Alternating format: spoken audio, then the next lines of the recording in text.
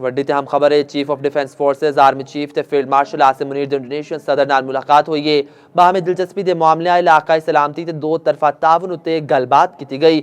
ISPR ਦੇ ਮੁਤਾਬਕ ਦੋਵਾਂ ਪਾਸਿਆਂ ਨੇ ਮੁਸੱਲਹ ਅਫਵਾਜ ਦਰਮਿਆਨ ਤਾਲੁਕਾਤ ਨੂੰ ਹੋਰ ਮਜ਼ਬੂਤ ਬਣਾਉਣ ਦਾ अज़म दोहराया है। इंडोनेशियन सदर ने पाक फौज की हमेशा पेशावराना सलाहियतां की तारीफ की। मुअज़्ज़ज़ प्रोनिया ने इलाकाई अमन ते इस्तेहकाम विच पाकिस्तान के किरदार नूं सराया।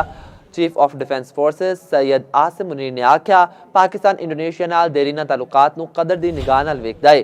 ट्रेनिंग, इंसदाद दहशतगर्दी ते इस्तेदादकार विच इजाफे लई दिफाई ताउन नाल वधाउण दा जिहड़ा पक्का इरादा रखदा है।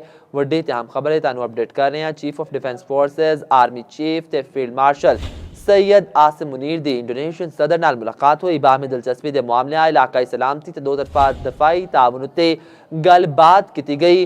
ISPR के मुताबिक दोवें पासियां ने मुसल्ह अफवाज विचकार तालुकात नूं होर मजबूत बनाने का आज़म दोहराया है।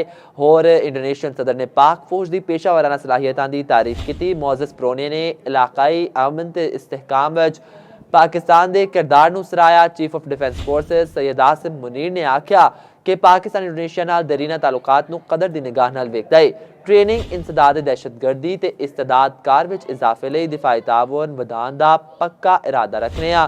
वड्डी ते अहम खबर तुहाडे तक पढ़ा रहे हैं। Chief of defence forces army chief ते फील्ड मार्शल आसिम मुनीर दी इंडोनेशियन सदर नाल मुलाकात हुई है। बाहमी दिलचस्पी के मामले इलाकाई सलामती ते दो तरफा दिफाई ताउन उत्ते गलबात की गई। ISPR के मुताबिक दोनों पासियां ने मुसल्ह अफवाज से विचकार तालुकात नूं होर मजबूत बनाने का अज़म दोहराया। इंडोनेशियन सदर ने पाक फौज की पेशा वराना सलाहियतां की तारीफ भी की है।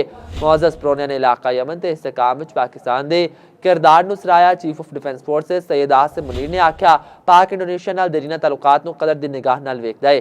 ट्रेनिंग, इंसदाद दहशतगर्दी ते इस्तेदादकार विच इजाफे लई दिफाई ताउन वधाउण दा पक्का इरादा रखने हैं।